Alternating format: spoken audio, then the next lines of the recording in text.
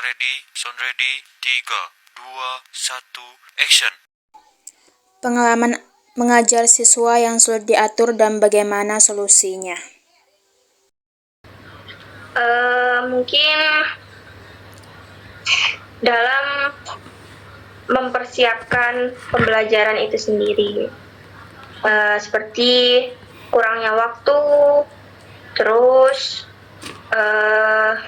dalam penyampaian materi, kemudian selain itu juga dalam metode pembelajaran, mungkin kurang pemilihan metode pembelajaran itu kurang bervariasi, terus jadinya siswa kesulitan dalam mencerna materi dan ada juga siswa yang bosan seperti itu. Itu sih.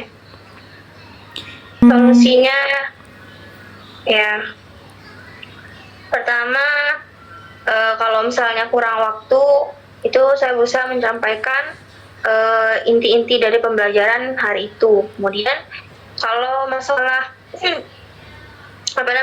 metode pembelajaran seperti itu, saya berusaha untuk mencari metode pembelajaran apa yang tepat dengan materi hari itu, juga bagaimana agar metode tersebut menarik bagi siswa. Seperti itu. Kayak gitu. Baik, biasanya prinsip dan nilai moral apakah yang ditekankan kepada siswa atau peserta didik ketika di dalam kelas? Yang pertama itu adalah kejujuran. Kejujuran siswa dalam menyelesaikan tugas-tugasnya, kejujuran pada diri sendiri. Kemudian selain itu juga tanggung jawab, bagaimana siswa bertanggung jawab terhadap tugas-tugas mereka sebagai peserta didik. Seperti itu. Seperti itu.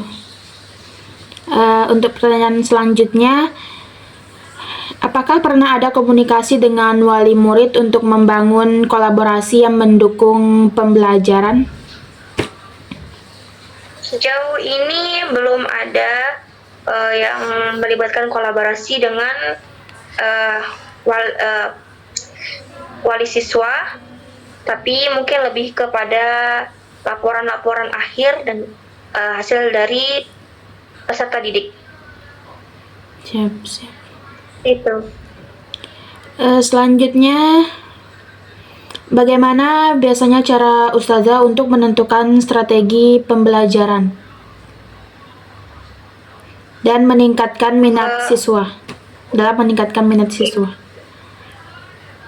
Strategi yang biasa mungkin yang paling dasar yang paling basic itu lebih ke diskusi kelompok seperti itu untuk meningkatkan kerjasama antar siswa. Kemudian selain itu juga bisa menggunakan project atau siswa diminta membuat sesuatu seperti itu. Untuk menyampaikan sesuatu, siswa melakukan presentasi semacam itu. Oke, baik. Mengapa Ustazah senang menjadi seorang guru? Pertama itu mungkin bisa dibilang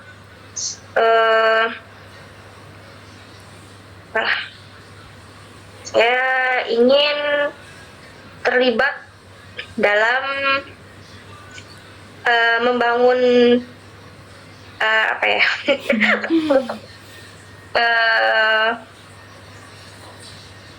selain mengajar itu bukan cuma sekedar pekerjaan ya saya, tapi juga itu ada sebuah kepuasan batin ketika saya berbagi ilmu dengan orang lain seperti itu. Itu bisa dibilang panggilan jiwa.